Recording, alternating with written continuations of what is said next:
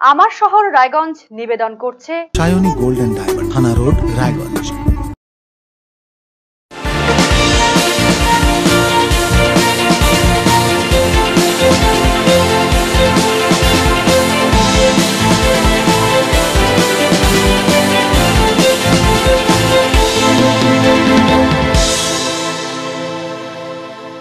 নমস্কার, আপনারা দেখছেন আরসিটিভি সংবাদ। আমার শহর রায়গঞ্জ নিয়ে আপনাদের সাথে আমি তুহিন। শুরুতেই নজর রাখবো যে খবরের দিকে। চিকিৎসায় গাফিলতির কারণে রোগী মৃত্যুর অভিযোগ ঘিরে উত্তেজনা ছড়ালো রায়গঞ্জ গভর্নমেন্ট মেডিকেল কলেজ ও হাসপাতালে। শনিবার রাতেই ঘটনাটি ঘটেছে। রোগীর পরিবারের অভিযোগ, হাসপাতালে ভর্তির পরে চিকিৎসা হয়নি। ভর্তি করার 2 থেকে আড়াই ঘন্টার মধ্যেই রোগীর মৃত্যু হয়েছে। এরপরই হাসপাতালে বিক্ষোভ দেখান রোগীর আত্মীয় পরিজনেরা। পুলিশ গিয়ে পরিস্থিতি সামাল দেয়। গোটা ঘটনার তদন্তের আশ্বাস দিয়েছেন হাসপাতালের সহকারী সুপার। সরকারি জায়গার এইসব ব্যবস্থা দেখে তো আমাদের চক্ষু চরক গাছ।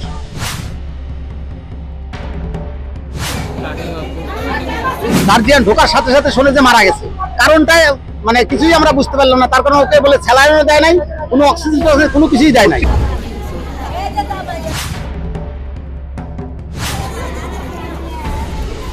আমার অভিযোগটা, আমার মেয়ে বিনা চেষ্টা মারা গেল, কোনো ট্রিটমেন্ট হয় নাই।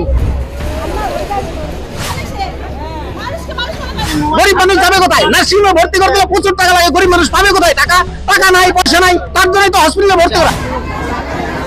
আর যতটুকু আমরা এখন অব্দি স্পটে এসে দেখলাম, তদন্ত তো ডেফিনেটলি করব, সেটা আমাদের ইন্টারনাল প্রসেসের থ্রু এগোবে। মাসখানেকও কাটেনি, এরই মধ্যে আবারও সংবাদ শিরোনামে রায়গঞ্জ মেডিকেল কলেজ এবং হাসপাতাল। ফের কর্তব্যরত চিকিৎসকদের বিরুদ্ধে চিকিৎসায় গাফিলতির অভিযোগ। ঘটনার জেরে এক গৃহবধূর মৃত্যুকে কেন্দ্র করে উত্তেজনা ছড়িয়ে পড়ল রায়গঞ্জ গভর্নমেন্ট মেডিকেল কলেজ এবং হাসপাতালে। এই ঘটনাটি ঘটেছে শনিবার রাতে। পরিবার এবং পুলিশ সূত্রে খবর, মৃতার নাম শিপ্রা পাল, বয়স 22। তার শ্বশুর বাড়ি করণদিঘি থানার ডুগেভিটার পালপাড়া এলাকায়, বাপের বাড়ি রায়গঞ্জের সুভাষগঞ্জে। পরিবার সূত্রে খবর, ওই গৃহবধূকে এদিন বিকেলে প্রবল জ্বর এবং শ্বাসকষ্ট নিয়ে রায়গঞ্জ মেডিকেল কলেজ এবং হাসপাতালে ভর্তি করানো হয়। পরিবারের অভিযোগ, 2 ঘন্টারও বেশি সময় পেরিয়ে গেলেও ওই গৃহবধূকে সঠিক চিকিৎসা করা হয়নি, দেওয়া হয়নি স্যালাইনটুকু। এছাড়া গরমে ছটফট করলেও বারবার রোগীর পরিবারের তরফ থেকে ফ্যানের ব্যবস্থা করার কথা বললেও সেই সমস্যার সমাধান হয়নি এবং আইসিইউতে স্থানান্তর করার কথা বললেও আইসিইউতে ওই রোগীকে ভর্তি করানো হয়নি বলে অভিযোগ। এরপর রাত 10টা নাগাদ ওই রোগীর মৃত্যু হয় বলে পরিবারের দাবি। মহিলার মৃত্যুর পরই রোগীর পরিবারের লোক ক্ষোভে ফেটে পড়ে। হাসপাতালের সামনে রীতিমতো বিক্ষোভ দেখাতে শুরু করেন তারা। মৃতার বাবা কমল পাল জানিয়েছেন, বিনা চিকিৎসায় মৃত্যু হয়েছে তার মেয়ের। বিকেলে মেয়েকে ভর্তি করার পর ফ্যানের ব্যবস্থা করার জন্য বলা হয়, তাতে কোনো কর্ণপাত করেনি কর্তব্যরত নার্সেরা। স্যালাইনও দেওয়া হয়নি তার মেয়েকে। পরে চিকিৎসক এসে দেখেন রোগীর মৃত্যু হয়েছে। আমার অভিযোগটা, আমার মেয়ে বিনা চেষ্টা মারা গেল, কোনো ট্রিটমেন্ট হয় নাই। আমি 4টার সময় ভর্তি করছি পেশেন্টকে, কারণ পেটে জ্বরের জন্য পেশেন্টকে ভর্তি করছি। নার্সকে যা বললাম, একটু মেয়েটা ছটফট করতেছে, একটু ফ্যান দেন, কোনো ব্যবস্থা নাই। আমি বললাম, তারপরে বললাম তাহলে একটা স্যালাইন দেন। পরে ডাক্তার না আসে অব্দি কোনো স্যালাইন চলবে না, এখানে স্যালাইন অনলাইনে ডাক্তার আসবে। তারপরে তো বললাম গরমে ছটফট করতেছে, তাহলে ফ্যানের তলে বসাই দিই। বলে আমরা জানি না, আমরা কিচ্ছু জানি না, এটা নার্স বলছে, নার্স। তারপরে একটা ডাক্তার গেল, ডাক্তার যায়, পেশেন্ট হাত দিল, পেশেন্ট মারা গেল। আর কি বলবো, ওখানে আর বলার কিছুই না। আমার মেয়ের নাম শিপ্রা পাল। কত বছর বয়স? আমার মেয়ের বয়স 25 বছর হবে। কি হয়েছিল, মানে শারীরিক সমস্যা কি হয়েছিল? জ্বরের থেকে খাইতে পারে না। হ্যাঁ, জ্বর, সাধারণ জ্বর। ভর্তি করেছেন? আজকে ভর্তি করছি। কি চাচ্ছেন? আমরা প্রতিবাদ চাই, বিচার চাই। কোনো অভিযোগ জানিয়েছেন? আমরা অভিযোগ কাকে জানাবো? হাসপাতাল কর্তৃপক্ষ আমরা জানানো হয়েছে।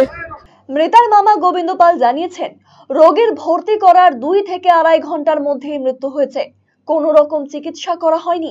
এই ঘটনার জেরে ভীষণই ক্ষোভ প্রকাশ করেছেন গোবিন্দ বাবু। ঘটনাটা কি, 4-5টার সময় মেয়েটাকে ভর্তি করার পরেই মেয়েটা মানে বাড়িতে গার্জিয়ান ছিল আর বাদ বাকি লোক বাড়িতেই ছিল। এবার বাড়ির থেকে গার্জিয়ানটা আসার আমাদের সাথে গল্প করে আসার সাথে সাথে গার্জিয়ান ঢোকার সাথে সাথে শুনে যে মারা গেছে।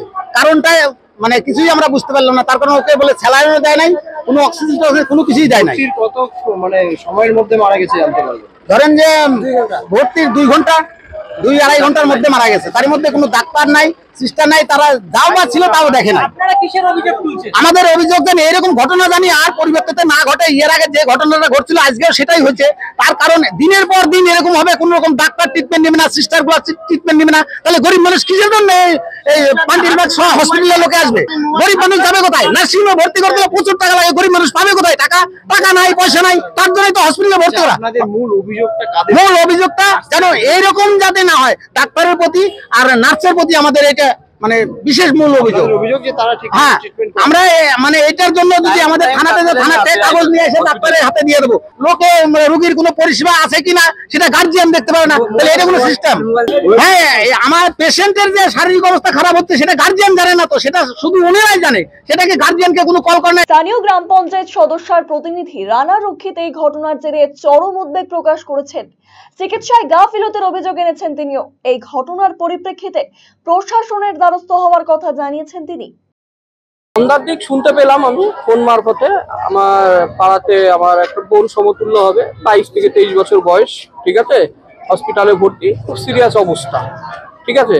তো ওই মুহূর্তে আমরা হসপিটালে সবাই এসলাম, আমাদের পাড়ার ছেলেমেলে লোকজন আরো আসলো, দেখি পেশেন্টটা মারা গেছে। তো আমরা ওখানে যারা ছিল আমার পাড়ার লোক কিংবা নার্স ফার্সদের কাছে আমরা যেটুকু শুনতে পেলাম তাতে একদম মানে ডাক্তারবাবু ছিলেন, নাম বলেছে ভাস্কর বাবু ছিলেন, আর নার্স যারা ছিল তো ছিলই, তারা বলেছে তাদের সঙ্গে কথা আর ওই আপনার আমাদের সিসিইউর ডাক্তারবাবুর সঙ্গে কথা, আমাদের পেশেন্ট পার্টির সঙ্গে কথা কারো মিলছে না। তাতে আমরা বুঝতে পারলাম চরম অসহযোগিতা হয়েছে পেশেন্টের সঙ্গে। আমার মনে হচ্ছে সেই কারণবশত ডেথ হয়েছে। কি মানে কি কারণে ভর্তি হয়েছিল? জ্বর ছিল, শরীর দুর্বল ছিল, আজকেই ভর্তি হয়েছে? আজকেই ভর্তি হয়েছে। প্রথমে স্যালাইনটা 2 ঘন্টার মধ্যে স্যালাইনটা দেয়নি, এবার স্যালাইনটা দেয়নি, পালস পাচ্ছে না বলেছে, তাহলে সিসিইউ তে রেফার করবে। আমরা সিসিইউ ডাক্তারের কাছে গেলাম, ওই আপনার কাছে কোনো রিপোর্ট আসছে কি, রিকমেন্ডেশন আসছে? সিস্টার ওয়ার্ড থেকে বলেছে আমরা না, কোনো কিছু আসেনি। আপনারা কি চাইছেন? আমরা চাইছি যে এরকম অসহযোগিতা যদি আমাদের সঙ্গে হয়ে থাকে আরো তো দিনের পর দিন চরম লোকের সঙ্গে হবে। বেশ কিছুদিন আগে কিন্তু এমনই একটি কমপ্লেইন, এটাই তো পুনরাবৃত্তি দেখা যাচ্ছে, যে এই ঘটনা পুনরাবৃত্তি আবার হলো আজকে। আপনারা কি কোনো অভিযোগ জানাবেন? হ্যাঁ, অবশ্যই আমরা প্রশাসনের দ্বারস্থ হব। সরকারি জায়গার এইসব ব্যবস্থা দেখে তো আমাদের চক্ষু চড়ক গাছ। উত্তেজনার খবর পেয়ে পরিস্থিতি সামাল দিতে ঘটনাস্থলে ছুটে আসে রায়গঞ্জ থানার বিশাল পুলিশ বাহিনী। পুলিশ এসে পরিস্থিতি নিয়ন্ত্রণে আনে। যদিও পরিবারের তরফ থেকে থানায় অভিযোগ দায়ের করার কথা জানালেও এখনো পর্যন্ত কোনো অভিযোগ দায়ের করা হয়নি বলে জানা গিয়েছে পুলিশ সূত্রে। অপরদিকে এই ঘটনার তদন্তের আশ্বাস দিয়েছেন হাসপাতালের সহকারী সুপার। চিকিৎসার কোনো গাফিলতি এখন অবধি প্রমাণ হয়নি। খুব অল্প সময়ের মধ্যে আনফরচুনেট ইনসিডেন্টটা ঘটেছে। এবার এরকম অবস্থায় ডাক্তারের চেষ্টা ডেফিনেটলি ছিল। কিছু কিছু ক্ষেত্রে যেটা হয়, আনফরচুনেট কেন বলি, একটা মিনিমাম টাইম দরকার, ডক্টরের রেসপন্স এবং পেশেন্টেরও রেসপন্সের দরকার পড়ে, পজিটিভ রেসপন্সের দরকার পড়ে, সেটা হয়তো আনফরচুনেটলি পাওয়া যায়নি। তো এক কথায় বলতে গেলে দুর্ভাগ্যজনক ঘটনা, ঠিক আছে। আর আমাদের এখানে যতটুকু কেওয়াস হয়েছে, পেশেন্ট পার্টিকে কনভিন্স করার চেষ্টা করা হয়েছে যে এখানে আমাদের আলাদা করে এক্সপ্লেনেশন দেওয়ার মতো কোনো কিছু কারণ নেই। যদি ওনারা কারণ চান, সেক্ষেত্রে একটা আলোচনা করার মতো পরিবেশ যখন হবে তখন আলোচনা করা যেতে পারে। আর যেহেতু ক্যাওটিক সিচুয়েশন ওভারঅল, তো সেই জায়গায় পুলিশ অ্যাডমিনিস্ট্রেশনের তরফ থেকে অনেকটাই হেল্প করছে। তো এই মুহূর্তে আমরা ওনাদের উপর ডিপেন্ডেন্ট। আর সুস্থ স্বাভাবিক পরিবেশ হলে আমরা যে কোনো সময় কথা বলতে রাজি আছি। ইনসিডেন্ট কি হয়েছিল না হয়েছিল এই বৃত্তান্ত যদি জানতে চাই। পরিবারের অভিযোগ যে ঘন্টা দুয়েক নাকি ডাক্তার দেখেননি এবং কোনো স্যালাইন পর্যন্ত লাগানো হয়নি, এমনটা অভিযোগ করছে। না, এরকম কোনো অভিযোগ আমাদের কাছে নেই এখন অবধি, ঠিক আছে। অভিযোগ যদি অফিসিয়ালি আসে তখনই আমরা সেটা অফিসিয়ালি কাউন্ট করব। আদারওয়াইজ বাকিটা পুরোটাই হচ্ছে আমাদের যারা হায়ার অথরিটি তাদের ওপর, তাদের সাথে আলোচনা সাপেক্ষ ব্যাপার, ঠিক আছে। যেরকম অভিযোগ পাবো তখন সেই অনুযায়ী তদন্ত করে দেখা যায়। বা যতটুকু আমরা এখন অবধি স্পটে এসে দেখলাম, তদন্ত তো ডেফিনেটলি করব, সেটা আমাদের ইন্টারনাল প্রসেসের থ্রু এগোবে যতক্ষণ না সেটা পেশেন্ট পার্টি ইনভলভ হতে চাইবে। প্রসঙ্গত গত মাসের শেষের দিকে চিকিৎসার গাফিলতির অভিযোগে উত্তপ্ত হয়ে উঠেছিল রায়গঞ্জ মেডিকেল কলেজ এবং হাসপাতাল। জুনিয়র চিকিৎসকদের সাথে সংঘর্ষে জড়িয়ে পড়েছিলেন রোগীর পরিজনেরা, যাকে ঘিরে আউটডোরে কয়েকদিন কর্মবিরতিতে শামিল হয়েছিলেন জুনিয়র চিকিৎসকেরা। আরসিটিভি সংবাদ, রায়গঞ্জ। নজর রাখবো পরবর্তী খবরে। বাড়িতে লোকজনের অনুপস্থিতির সুযোগে দুঃসাহসিক চুরি। এই ঘটনাটি ঘটেছে রায়গঞ্জ থানার বাহিন গ্রাম পঞ্চায়েতের শঙ্করপুর গ্রামে। এই এলাকার বাসিন্দা মাধুরী ঘোষ, তারা সপরিবারে বাইরে থাকেন, মাঝে মধ্যে গ্রামের বাড়িতে আসেন, বেশিরভাগ সময় বাড়ি বন্ধ থাকে। গত 15 দিন আগে তারা এসেছিলেন বাড়িতে। এরপর রবিবার বাড়ি এসে তাদের চক্ষুচড়ক গাছ, সাবমার্সিবল পাম্পের মোটর, বৈদ্যুতিক পাখা, কাঁসা পেতলের বাসন সহ যাবতীয় জিনিস চুরি হয়েছে বলে অভিযোগ।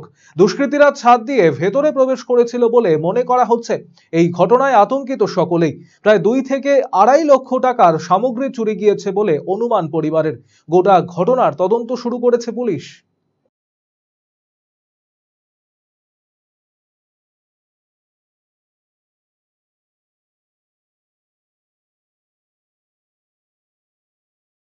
মোটামুটি 2-2.5 লাখ টাকার তো জিনিস হবে, অনেক কিছুই ছিল। মোটর ফটর, 2টা ঘর খুলছে। আমরা কেউ থাকি না, মাঝে মাঝে আসি, হয়তো 15 দিন হলো খুব হলে, তারপরে আজকে আসলাম। আমি রায়গঞ্জে থাকি। কি কি খোয়া গেছে? কাঁসার বাসনপত্র গেছে, থালা বাসন, অনেক কিছু, ক্যাথা ট্যাথা, বেডশিট, অনেক কিছু, 3টা ফ্যান গেছে, মোটর গেছে। মানে এটা একদিনে অপারেশন হয়নি? আমি তো বলতে পারবো না, আমি আজকে দেখলাম। খবর পেয়ে আসছে? না, খবরও পাইনি। ভিতরে তালা, ওই দিক দিয়ে উপর দিক দিয়ে খুলছে, আমি আসে দেখছি যে নাই। খিটকানি আবার চুরি করে নিয়ে চলে গেছে, আর সামনের দিক থেকে খিটকানি লাগাই গেছে। এর আগে এরকম হয়েছে? এর আগে হয়েছিল, পিছনে কাঠ ফাট কি কি টিন নিয়ে গেছিল। বাড়িতে হয়নি? না, বাড়িতে হয়নি, বাড়ির ভিতরে আসেনি। আপনারা ভাবতে পারেননি? না, কোনোদিন ভাবতে পারেনি, যেহেতু সব সেফটি ছিল।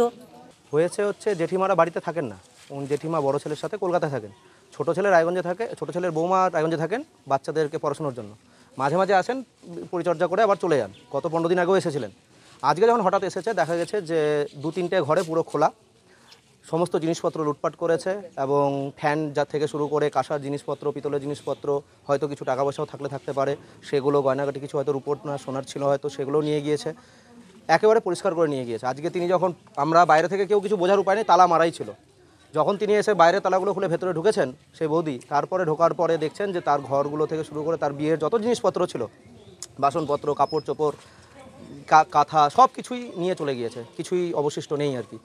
তো এটাতে তো চরম একদম আতঙ্ক আমাদের রয়েছে। এই আতঙ্কের মাঝখানে আমরা রয়েছি, যে গ্রামের মাঝখানে গত 8-10 বছরেও এরকম ঘটনা ঘটেনি আমাদের গ্রামে, কিন্তু এরকম যে ঘটনা ঘটছে, তো এতে আমরা খুবই আতঙ্কিত রয়েছি। আমার শহর রায়গঞ্জ এখনকার মতো এ পর্যন্তই। পরবর্তী খবরের জন্য নজর রাখুন শুধুমাত্র আরসিটিভি সংবাদে। নমস্কার।